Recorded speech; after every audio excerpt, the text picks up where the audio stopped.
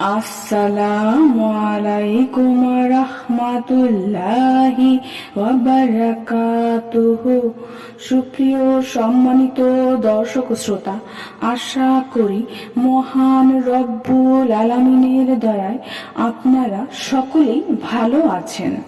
দজ্জালের ফিতনা থেকে আমরা কে না বাঁচতে চাই। দজ্জালের আক্রমণ থেকে সেই ব্যক্তি বাঁচতে পারবে যে এই দোয়াটি পরিপূর্ণভাবে শিখে নেবে।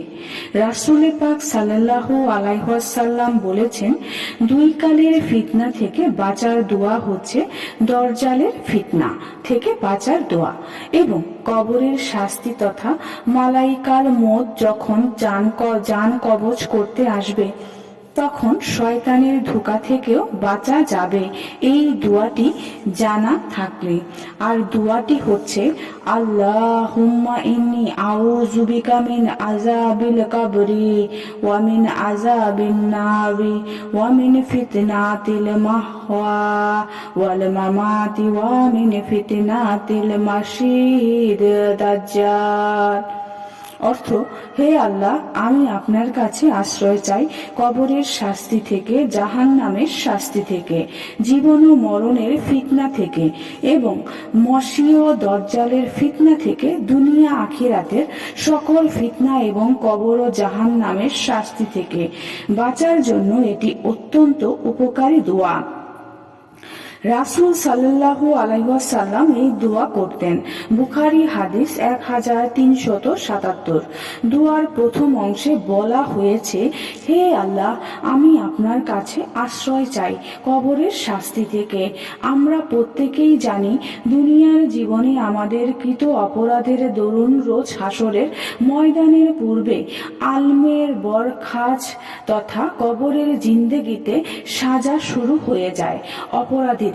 আর এই দোয়াটি আমাদের কবরের শাস্তি থেকে রক্ষা করবে, কবরের ভয়ঙ্কর সাপ বিচ্ছুদের আক্রমণের হাত থেকে রক্ষা করবে, জাহান্নামের শাস্তি থেকে আমাদের রক্ষা করবে, জীবন ও মরণের ফিতনা থেকে তথা জীবন ও মৃত্যুর সন্নিক্ষণ, যেটা তখন হযরতে আজরাইল আলাইহিস সালাম তথা মালাইকাতিল মউত তার বিশাল বাহিনী নিয়ে মানুষের জান কবজ করতে তার শিয়রে এসে উপস্থিত হয়।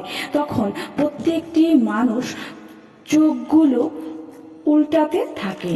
কঠিন যন্ত্রণার মুহূর্তে শয়তান এসে সর্বশেষবারের মতো তার তীর নিক্ষেপের মাধ্যমে মানুষের ঈমানকে কেড়ে নিতে চায়। কিন্তু এই দোয়াটি আল্লাহ রাব্বুল আলামিন এর তরফ থেকে আমাদের জন্য বড় নিয়ামত। আমরা এই দোয়ার মাধ্যমে মালাইকার মউত যখন এসে উপস্থিত হবে তখন দজ্জালের ফিতনা, শয়তানের ফিতনা থেকে আমরা রক্ষা পাব। আল্লাহ রাব্বুল আলামিন আমাদের প্রত্যেককে দোয়াটি মুখস্থ করে নেওয়ার তৌফিক দান করুন, আমিন। সুপ্রিয় সম্মানিত দর্শক শ্রোতা, আশা করি ভিডিওটি ভালো লেগেছে। ভিডিওটি যদি ভালো লেগে থাকে অবশ্যই চ্যানেলটি সাবস্ক্রাইব করবেন, লাইক করবেন, কমেন্ট করবেন এবং বেশি বেশি শেয়ার করে দিবেন। সবাই ভালো থাকবেন। আল্লাহ হাফেজ।